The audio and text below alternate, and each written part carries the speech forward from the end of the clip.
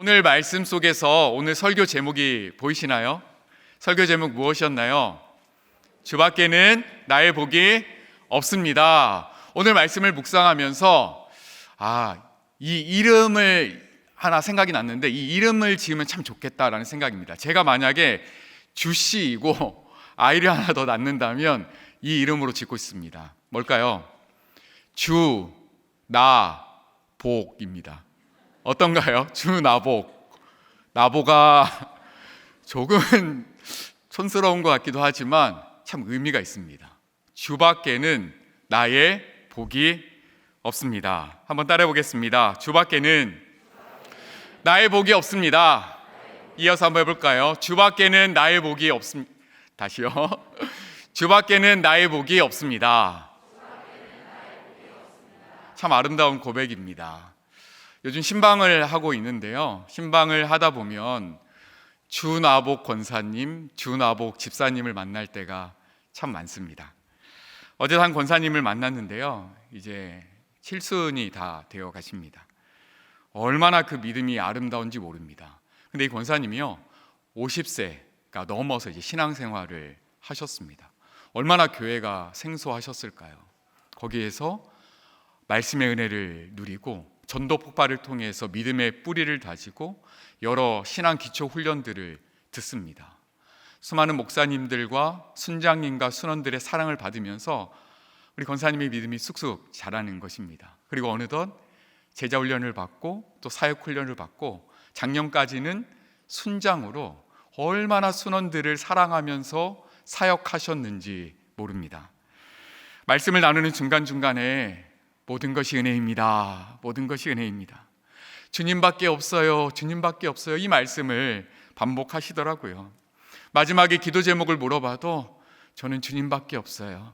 우리 자녀들이 주님만 잘 믿었으면 좋겠어요. 이렇게 고백하는 모습을 보고 참 도전을 많이 받았습니다. 그 권사님의 별명을 제가 지어드렸죠. 주나복 권사님입니다.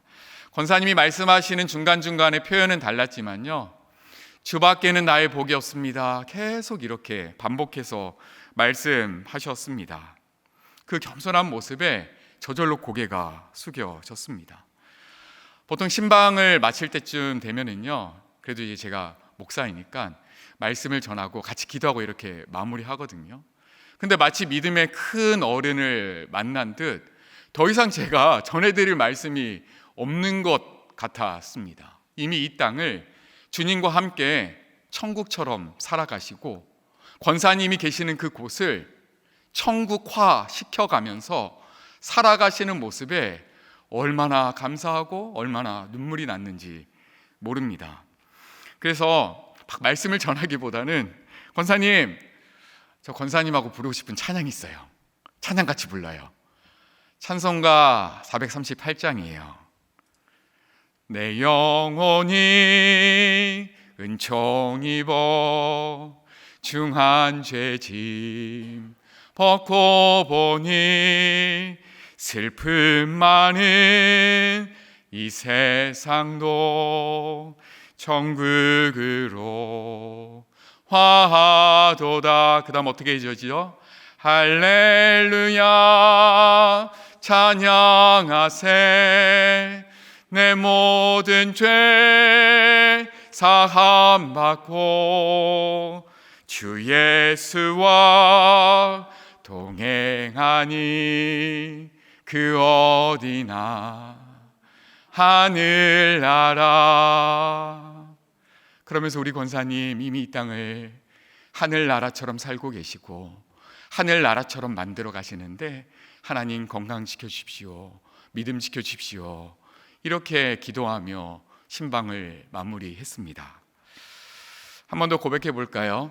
주밖에는 나의 복이 없습니다.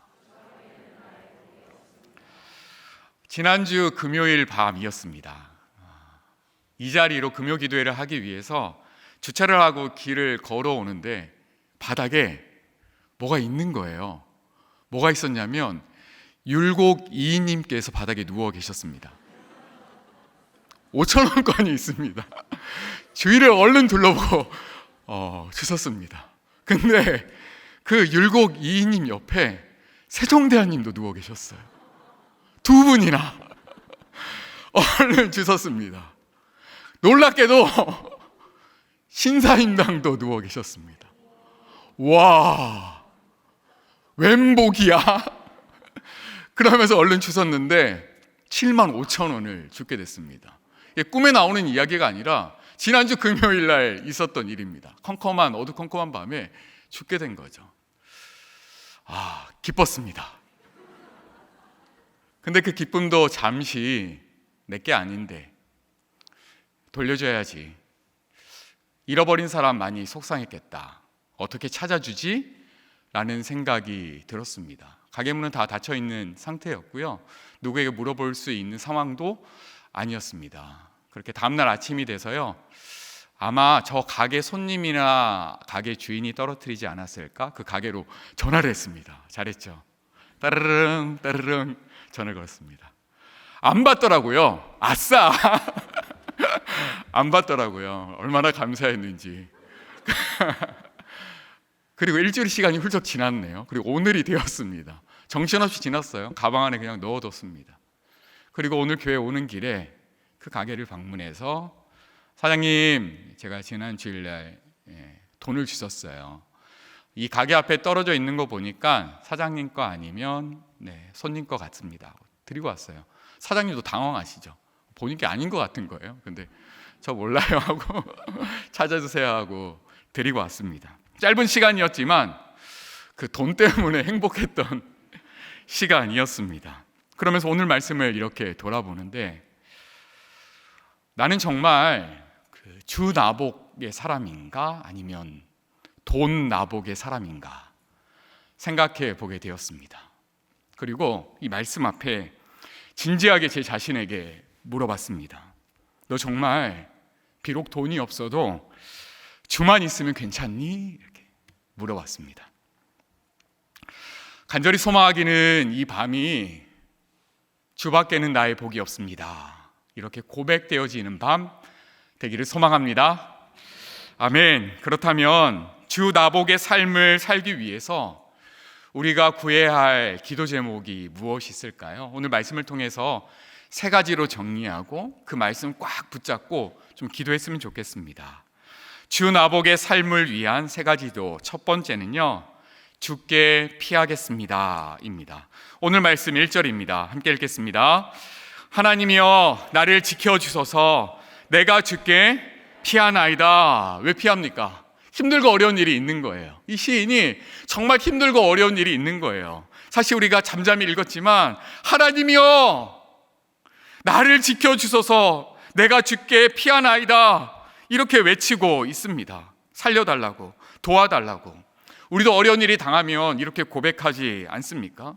처음에는 내가 그 문제를 어떻게 해결하고자 막 사람들을 찾아다니고 또 돈을 구하러 다니고 이것저것 수소문하면서 다닙니다. 해결이 되면 다행이죠. 그런데 해결이 되지 않으면 어떻게 합니까? 그 짐이, 그 문제가 점점 더 크게 다가오면 어떻게 합니까? 피해버리고 싶죠. 도망치고 싶고 숨어버리고 싶습니다. 믿는 자인 우리에게도 그러한 순간들이 성큼성큼 다가올 때가 참 많이 있는 것 같습니다. 그런데 그거 아십니까? 우리 믿는 사람에게는 피하는 방법이 있습니다. 피하는 방향이 있습니다. 오늘 말씀 속에 있는 2글자, 주께입니다. 주께 피하나이다. 우리는 주께 피해야 되는 사람입니다. 근데 삶을 살다 보니까요, 주께 안 피하고 주에게서 피하는 사람들도 많이 만나게 됩니다. 우리뿐만 아니라요, 제가 성경을 이렇게 들여다보니까 성경 속에도 수많은 믿음의 사람들이 주에게서 피하더라고요. 창세기 3장 한번 보실까요? 아담과 하와 이야기입니다. 그들이 그날 바람이 불 때 동산에 거니시는 여호와 하나님의 소리를 듣고 아담과 그의 아내가 어떻게 한다고요? 여호와 하나님의 낯을 피하여 동산 나무 사이에 숨은지라. 아시죠? 선악과를 먹고 숨어버립니다. 창세기 35장을 보니까 또 야곱의 이야기가 이렇게 등장합니다.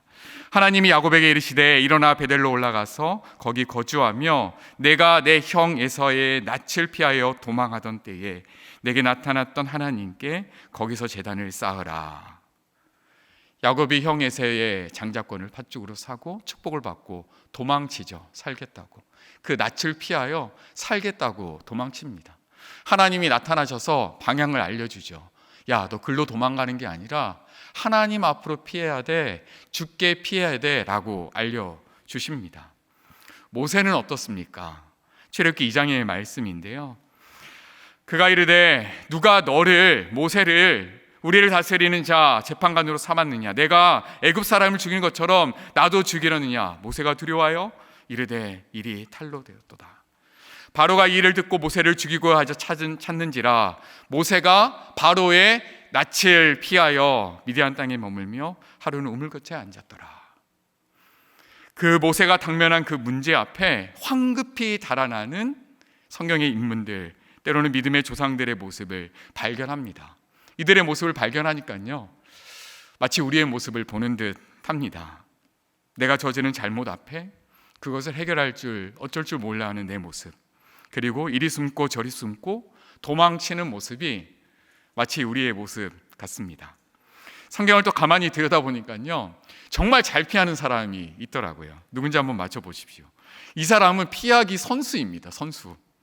얼마나 잘 피하는지 숨는 것도 잘하고 도망치는 것도 잘합니다. 그리고 실제로 누가 던지는 것을 피하기도 합니다. 누구일까요? 네, 다윗입니다. 다윗.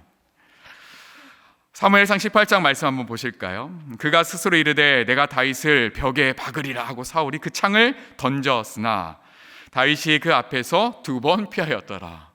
눈앞에서 날아오는 그 창을 2번이나 다윗은 피합니다. 이뿐만이 아니죠. 19장을 보니까 미갈이 다윗을 창으로 달아내리매 그가 다윗이 피하여 도망하는지라. 사울이 죽이려고 하니까 다윗이 열심히 피합니다. 그뿐만이 아닙니다. 이로부터 다윗의 도피 생활이 시작되는데 19장의 내용을 또 보니까 다윗이 도피하여 라마로 가서 사무엘에게로 나아가서 사울이 자기에게 행한 일을 다 전하였고 다윗과 사무엘이 나요스로 가서 살았더라. 여기에서요, 이제 또 떠나서 기브아로 가고 노브로 피하면서 다윗이 오랜 시간 피하고 숨는 생활을 이어갑니다. 어디까지 피하냐면요, 적군의 땅 블레셋 가드까지 피합니다. 그 장면 기억나시죠? 침을 질질 흘리면서 미친 채 하는 것이죠. 자기 자신을 아예 숨겨버리는 것입니다. 또 아둘람 굴로 피합니다. 그곳에서 지쳐서 피해 있는 어려운 사람들을 또 그곳에서 만나게 됩니다. 이 정도 피하면 좀 되지 않았습니까? 근데 그 피하는 인생이요, 여기서 끝나는 것이 아닙니다. 끝날 것 같은데 더 긴박하고 더 숨막히는 도피 생활이 계속해서 이어지는 것입니다.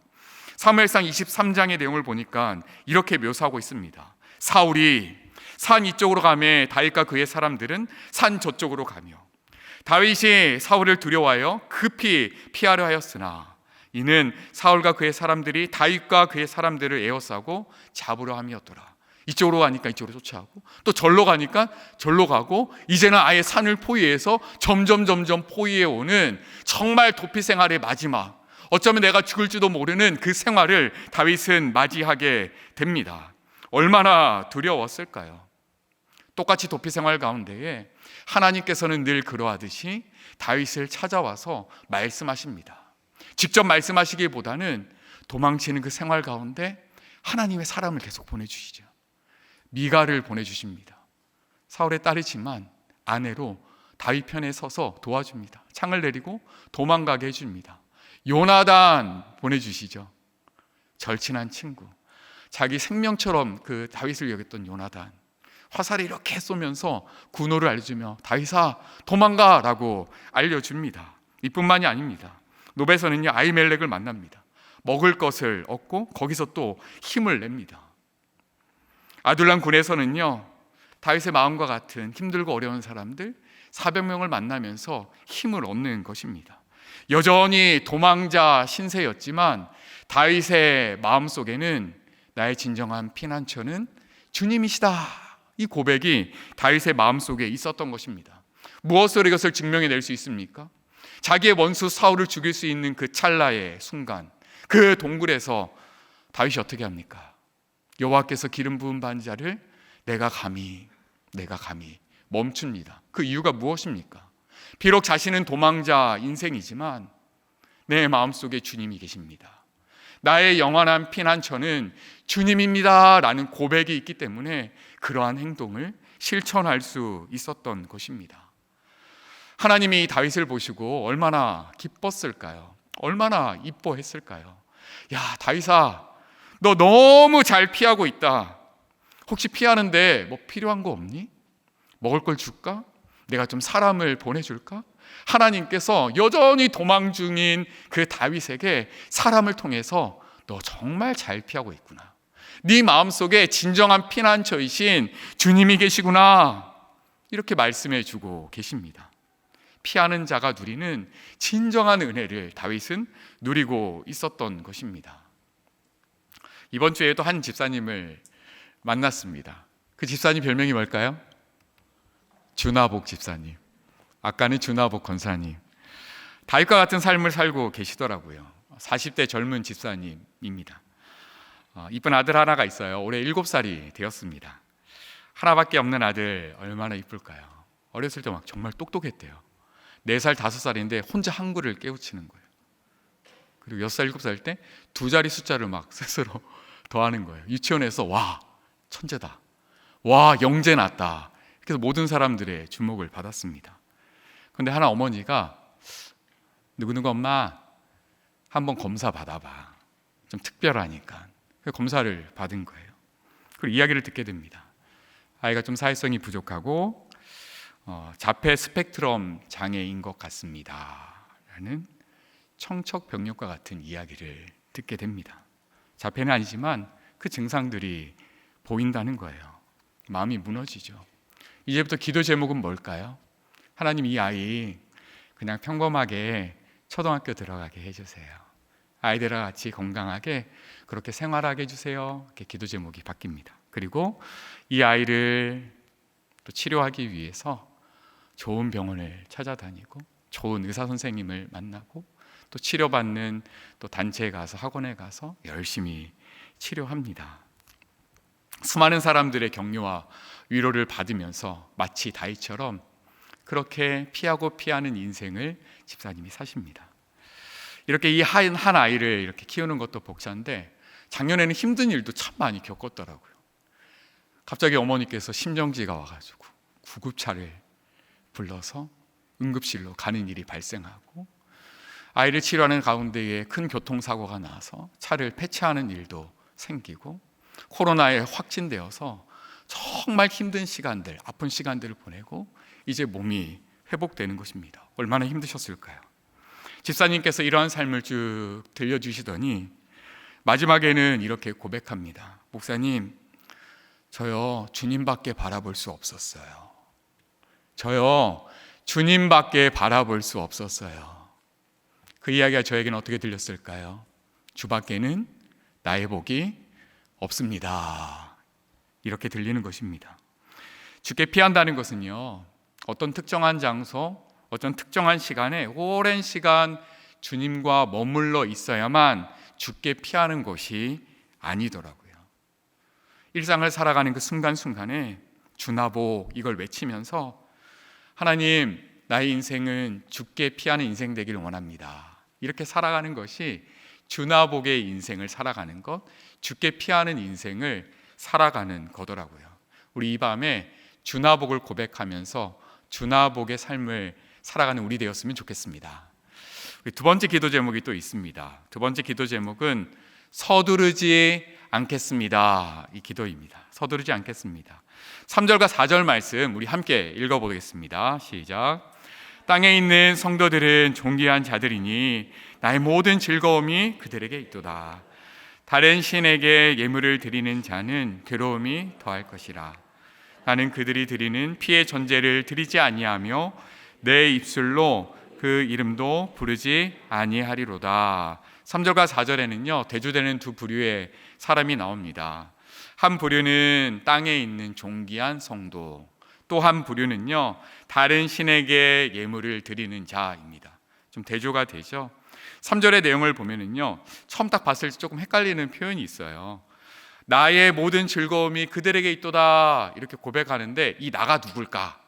그래서 신학자들이 이 부분을 놓고 많이 이야기를 하거든요.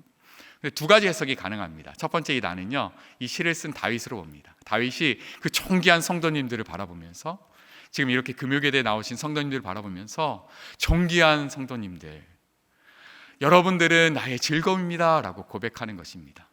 또 하나, 이 나는 하나님이신 거죠. 하나님이 이 존귀한 성도님들을 바라보면서 나의 즐거움이다 라고 이야기하는 겁니다. 어떤 해석도 좋습니다.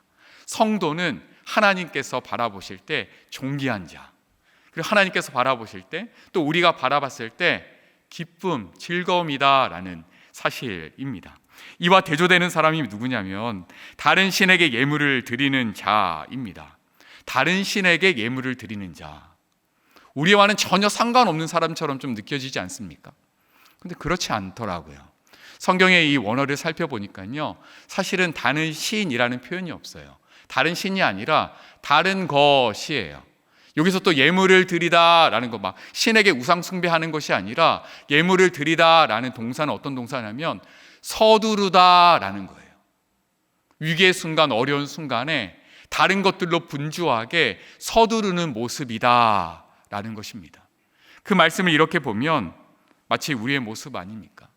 위기의 순간, 또 어려움의 순간 다른 것을 찾기에 급급했던 나의 모습인 것입니다. 문제가 발생하면 막 검색해 보죠. 나와 똑같은 병이 있는 사람, 나와 똑같은 사람은 이 문제를 어떻게 해결했을까 찾습니다. 그리고 그 분야에서 최고의 사람들을 찾아가죠. 도움을 구하면서 살아가는 것입니다. 이 문제를 누가 가장 잘 해결할까 찾고 찾는 것입니다. 실질적으로 누가 나한테 도움을 줄까, 그렇게 애쓰며 나아가는 것입니다. 이렇게 급히 서두르는 것 괜찮죠. 바른 일 같습니다. 그런데 중요한 것들을 빠뜨리고 이렇게 서두르기만 하면 어떤 일이 벌어질까요? 문제 해결에 하나님이 서실 곳이 없습니다. 이렇게 한두 번 문제를 해결하다 보면 내 삶에는 하나님이 계시지 않는 것이죠. 교회는 다니지만 교회 따로 또 삶 따로 이렇게 이어지는 것입니다. 오늘 말씀을 묵상하는데요, 그 12년 동안 혈루증을 앓는 그 여인이 생각이 났습니다. 혈루증, 단순한 질병이 아닙니다. 육체의 고통도 있지만 종교적으로 부정하다 여겨지는 것입니다. 사회에서는요, 배척당합니다. 이렇게 육체적으로, 영적으로, 또 사회적으로 큰 고통을 당해야 합니다. 그러니까 이 문제가 걸리면 해결해야 하는 거죠. 어떻게 해결할까? 애를 많이 쓰지 않았을까요? 말씀을 보니까 이렇게 표현합니다. 마가복음 5장인데요, 여러 의사에게 보이면서 고생도 많이 하고 재산도 다 없앴으나 어떻게 되었습니까? 아무 효력이 없었고 상태는 더 악화되었다. 이 말씀 한 구절 속에서 때로는 우리의 모습을 발견합니다. 그리고 하나님께서 말씀하시죠. 사랑하는 나의 백성들아, 급히 서두르기보다는 손을 뻗어서 주님의 옷자락을 좀 잡아라, 이렇게 말씀하십니다. 손을 뻗어서 주님의 옷자락을 좀 잡아라. 방향이 정확하니까, 대상이 분명하니까 잡자. 그 모든 병의 근원이 깨끗해지는 것입니다. 이렇게 급히 서두르는 모습은요, 자녀를 양육하다 보니까 부모인 저에게서도 이렇게 나타나더라고요. 아이가 이제 중학교를 가야 되니까, 또 고등학교를 보내야 되니까, 좋은 대학을 가야 되니까, 그게 급하고 중요하니까 서두르게 되는 것입니다. 참 많이 분주하게 그 시간들을 보냅니다. 당연히 그 고민 필요하죠. 필요합니다. 그런데 그보다 더 중요하고 급한 것이 있습니다. 하나님, 우리 아이가 주님의 옷자락 붙잡고 있습니까? 이거 물어봐야죠. 하나님, 우리 아이가 주님의 옷자락을 향해서 손을 뻗을 힘이 있습니까? 이거 물어봐야죠. 우리는 이 질문에 대답해야 합니다. 나이 드신 많은 분들을 만나고 있는데요, 장로이든 권사님이든 집사님이든 이 문제로 다 고민하시더라고요. 우리 아이에게 예수님께 손을 뻗을 힘이 있는가 한번 돌아보면서 급히 서두르기보다는 정확한 방향으로 예수님께 손 뻗는 시간 되기를 축복합니다. 세 번째 기도 제목이 있습니다. 주의 훈계를 듣겠습니다. 이 사실입니다. 우리 8절 말씀 함께 읽겠습니다. 내가 여호와를 항상 내 앞에 모시며 그가 나의 오른쪽에 계심으로 내가 흔들리지 아니하리로다. 다윗은 주님을 내 앞에 모시며 그분이 내 오른편에 있다라고 고백합니다. 오른쪽에 계시다, 이 말은요, 그분이 나의 힘입니다 라고 얘기하는 거예요. 주님이 내 오른편에 계십니다 이렇게 고백합니다. 그리고 흔들리지 않겠습니다 이렇게 자신 있게 고백하는 것입니다. 그런데 이 자신 있는 고백을 할 수 있는 비결이 7절 말씀 속에 나옵니다. 우리 7절 말씀 함께 읽어보도록 하겠습니다. 시작. 나를 훈계하시는 여호와를 성축할지라 밤마다 내 양심이 나를 교훈하도다. 그 확신의 비결을 봤더니 나를 훈계하시는 여호와를 밤마다 다윗이 만났다라는 사실입니다. 다윗에게는요, 나를 훈계하시는 주님이 계셨습니다. 이 훈계는요, 단순히 어떤 가르침이 아니라 깨닫는 것입니다. 예를 한번 들어볼까요? 어떤 깨달음이었냐면 다윗이 열심히 제사를 드리고 있습니다. 마음 다해 드렸겠죠. 그런데 하나님께서 훈계, 깨달음을 주십니다. 이사야 40장 6절 말씀인데요, 주께서 내 귀를 통하여 내게 들려주시기를 제사와 예물을 기뻐하지 아니하시며 번제와 속죄제를 요구하지 아니하신다 하신지라. 이렇게 열심히 예배드리고 있는데, 야, 그런 행위 아니야. 나는 너의 마음 받기를 원해. 그 행위는 내가 기뻐하지 않아 라고 하면서 깨달음을 주시는 것입니다. 깨달음을 주자 다윗이 어떻게 반응하는지 아십니까? 시편 40장 7절 말씀입니다. 같이 한번 읽어보겠습니다. 그때에 내가 말하기를 내가 왔나이다. 여기까지요. 그때에 내가 말하기를 내가 왔나이다. 뭐예요? 제사만 드린 것이 아니라 하나님, 내가 왔어요. 하나님, 날 받아주세요. 그 깨달음을 받은 다윗이 즉각 교정하여서 나를 드리기 원합니다 라고 반응하는 것입니다. 훈계를 들을 때 깨달음을 얻게 되는 것입니다. 기억할 것이 있습니다. 이 깨달음은요, 언제 오냐면 말씀을 들을 때 옵니다. 말씀을 들을 때. 그래서 우리에게 말씀이 필요합니다. 말씀 없이는요, 깨달을 수 없습니다. 우리가 시편 16편의 말씀을 쭉 이렇게 나누고 있습니다. 나누는 중간중간에 나를 훈계하시는 하나님을 만납니다. 깨닫게 해주시는 거죠. 무엇을 깨닫게 해주십니까?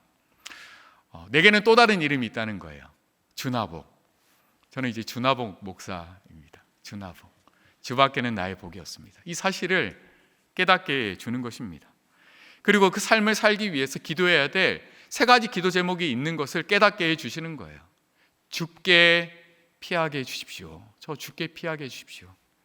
그리고 하나님, 저 서두르지 않겠습니다. 깨닫게 해주시는 거죠. 또요, 주의 훈계를 듣겠습니다. 하나님, 말씀을 통해서 나를 깨닫게 해주십시오. 이렇게 하나님께서 깨닫게 해주시는 것입니다. 이 깨달은 말씀을 우리가 이제 붙잡고요, 기도할 것입니다. 시편 16편의 1절의 말씀 혹시 기억나십니까? 하나님이여 나를 지켜주소서. 내가 죽게 피하나이다. 정말 눈물의 강구로 시작했습니다.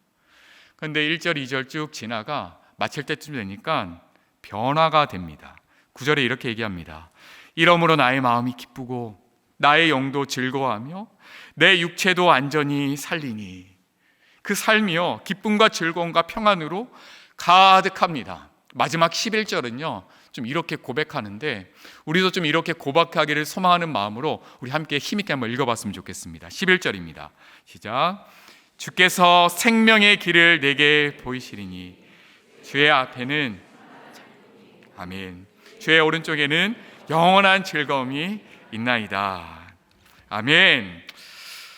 오늘 하루하루 살아가는 것이 좀 요즘은 좀 버겁다라고 생각되어질 때가 있습니다. 이 순간이지만 이 밤에 주 나복을 함께 고백하기를 원합니다. 그리고 주 나복을 위해 살아가겠습니다 이렇게 기도할 때에 우리의 심령 가운데에 기쁨을 충만케 하시고 영원한 즐거움을 채우시는 그 하나님의 손길을 경험하는 이 밤 되기를 축복합니다. 아멘.